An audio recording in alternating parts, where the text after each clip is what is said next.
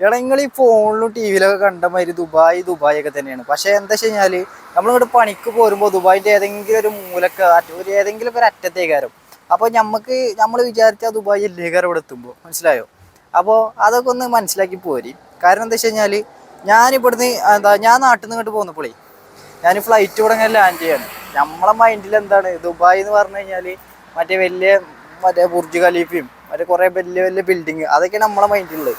അങ്ങനെ ഫ്ലൈറ്റ് ഇങ്ങനെ ഇറങ്ങിയപ്പോൾ ഫ്ലൈറ്റ് ഇങ്ങനെ ലാൻഡ് ചെയ്തപ്പോൾ ഞാൻ അങ്ങനെ അടിക്ക് നോക്കിയപ്പോൾ കാണണം എന്താ വെച്ച് കഴിഞ്ഞാൽ ചെറിയ ചെറിയ പെട്ടി, അതായത് മരുഭൂമിയിൽ ചെറിയ ചെറിയ പെട്ടി. കാരണം ഞാൻ നാട്ടിൽ നിന്ന് കണ്ടത് എന്താണ് വലിയ ബുർജ് ഖലീഫ, വലിയ വലിയ ബിൽഡിങ്, ഇതൊക്കെയാണ് നാട്ടിൽ നിന്ന് കണ്ടിരിക്കുന്നത്. പക്ഷേ ഇവിടെ എത്തിയപ്പോൾ ചെറിയ ചെറിയ പെട്ടികൾ ലാൻഡ് ചെയ്യുന്ന സമയത്ത് കേട്ടോ, അടിക്ക് എത്തിയിട്ടില്ല, ചെറിയ ചെറിയ പെട്ടികളാണ് കണ്ടത്.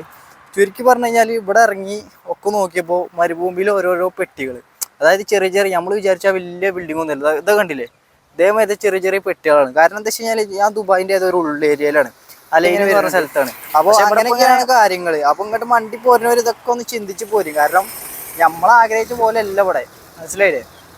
പിന്നെ ദുബായ് വരെ തന്നെയാണ്. പക്ഷെ ദുബായിൻ്റെ ഏതെങ്കിലും ഉള്ളേരിയ കിട്ടി കഴിഞ്ഞാൽ ഇതേമാതിരിയൊക്കെ തന്നെ കാരം. അപ്പോൾ ഇൻഷാ അല്ലാഹ് നാളെ കാണാം.